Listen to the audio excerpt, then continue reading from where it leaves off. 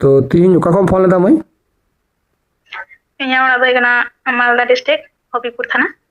डुगनबाड़ी आतो तो आमा प्रोफाइल आईडी रे तुम चे सुदेशना सोरेन सुदेशना सोरेन और तीन दो इन थे चल गेम फोन लेदा इनरन फॉलोअर्स को बढ़ा कान तिया व्यूज बम बढ़ा कान तिया तो ओना लगी ते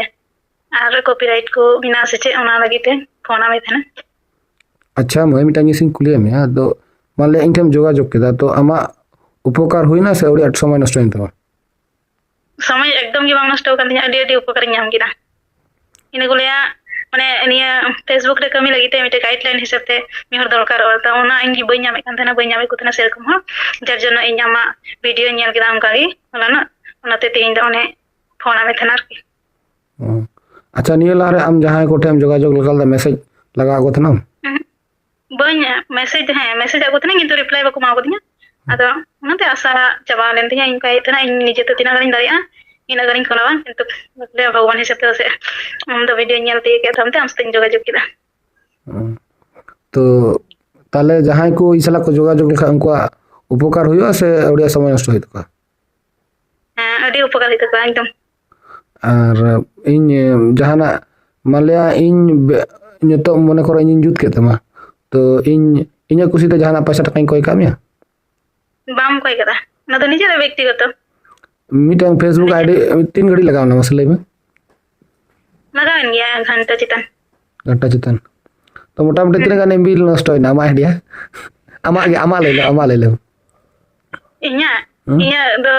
80% माने मी जीबी की साकम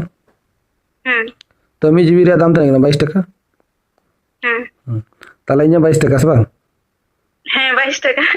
ওনা তো ইমা হ্যাঁ বাঙালি লই দানতে মানে মানো ওপেন লে যেটা লই দাও না কিসে লে মনা নয় যে আপে লাখান মই গিদ্রে কোড়া গিদ্রে जहां को और के इटे को हजू इन बन कुछ को बई गलमरा पाटा पटे की जे को कुलिंग को जे तीन दादा विजिट में हता दा जुत लगी आम जेल काम कुली ले से उनको कुलिंग तो इन मेता को इन सीधे का तो माने बड़ी पे गुना ऑडियंस से आपे व्यक्तिगत व्यापार करना मान लिया मिटन आईडी जुते मी থেকে 2 घंटा लगा करना और मान लिया इन आपे नोने मने कर आले बड़ा मेलन का मिनिमम 500 টাকা खर्चा पड़ाम क्या अवश्य चला जुते आपे मालदा पको कोई से बांग और माले इन समय उडुक कते 2 घंटा से 1 घंटा हैं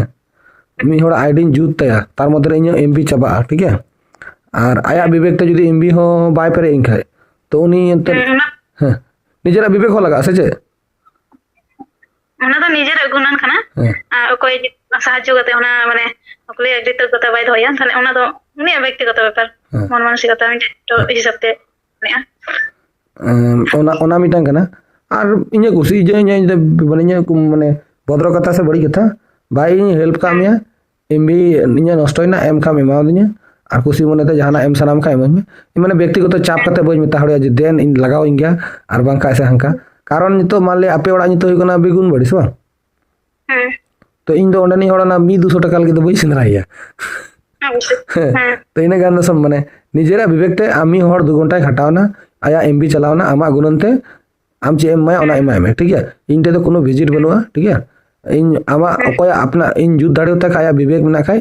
अवश्य 10 टका और बाय 10 टका का तो परवर्ती इन डायरेक्ट कता सपोर्ट बाय जामा इन एमबी रे दाम हो जदी बाय एम दाड़े दाखाय ताले उनी तो परवर्ती इन का हेल्प या ते बका जतो न्यूनतम निया तो डिमांड का आम दिकु इने सी ले आम ना दिकु इन हना इन 1000 मन में ना इन 100 मन में उनका को में ना अभी ठीक का तमा और इन मान ले के इन खुद जो इन फेसबुक बारे तो बन बड़ाई करना कोलकाता में देखो कांटेक्ट ले दिया उनी मितानिया प्रथम रेኛ उयुंगी विजिट रे 500 टका ठीक है तार बतरे एमबी में हियो ठीक है एमबी हो आरो किंतु किन हो बाय नेल चुnya ठीक है खाली चेकम तक ना मई माने खाली इन आईडी लॉगिन आई ठीक है आगे जूता चेंज का बाय लेंगे ठीक है मान ले तो आमा आईडी जदी इन लॉगिन लेखा आम जहां चित क्या बन चित क्या वैसे जहां तेस प्रॉब्लम होइलन खाय उनका तो संभव करना मी और आमा टाका दियम जोत चे नेल चे आर उनी आई बाय उदो मा ताले ओना तो फायदा ओकरे होइना परवर्ती लड़ मारना मने का मैं निया इन मिटे आईडी ते निया इन उका को भूल में तኛ से बड़ी में तኛ nyel kata इन ठीक हो चेक में परवर्ती काल रे इन खुला ताले मतलब इन चिका ताले इन ठीक दरिया तኛ निजे निजे ते तो अदो नो ना खान मा आयमा हर को बुझो से बाको का को बुझोन मना को बुझो ठीक है जे अकोयटा कना सही अकोयटा कना ना आपे पे बिचरा ठीक है आपे ऑडियंस हैं इन दो बोल ले आडी फेमस और दो ठीक है तो निला जोहार तो ले में अब हर मदर तो बई आंजम पागो थना और बई नेल कागो थना जे नोंका जाय आईडी ठीक तमा मेनते आदो हठात करते आमा वीडियो जब नेल के तमा तेनते इनके ता पे ताले डायरेक्ट जोगाजोग कालकिन और इnya संदेह ओका मेना तिnya इnya आईडी रे जाना भूल ना तिnya से इन चिका तिन बुझा माने जते बई नेल ठीक दारी kan बई बुझा दारी kan तो गाइडलाइन हिसाब से मिहर तो जरूर हो ना तो ना लगी तिन का कांटेक्ट लगा का लगी यदि कोनो उपकार ᱧᱟᱢ खाय अदम नाम किदा अनेकटा ᱧᱟᱢ केदा एकदम 100% मने तो ठीक है मैं अडे निंदा ना तीना गान बजा खान बांग टाइम निले मिल सामार 9:14 इनते तीना दिन माने जोगाजोग तो तीना दिन लगाओ मैं जोगाजोग ते बाद दिन सडनली माने होला की नेल के तमा वीडियो ओने ताले रिप्लाई मो गान गया तो बे अवश्य अवश्य अडी हठात और उसरा रिप्लाई एमना माने अडी माने सरप्राइज लगा करके मिटे हर उना उसरा कथा माने निजरा ये माने डिमांड ते पूरा जेमन आम थे इन चेक दिया से उना भूल भाल उना चे बिना तिया उना ठीक रिया उना सहज चे उना उसरा माने सुजोग मा दिया समय मा दिया उना लगी ते डी सरहाव आर मिटा कथा इन रोदा इन नसिया ठीक है इन नसिया आम बार दिन जनी होल्ड चुके माने ऐसे मी दिन दिन कारण आम लखान आयमा दे हॉट लाइन रे को थाहे करना ठीक है आलो मस्की तो हां कुड़ी गिदरा कान तन तानम के बिया ओना रो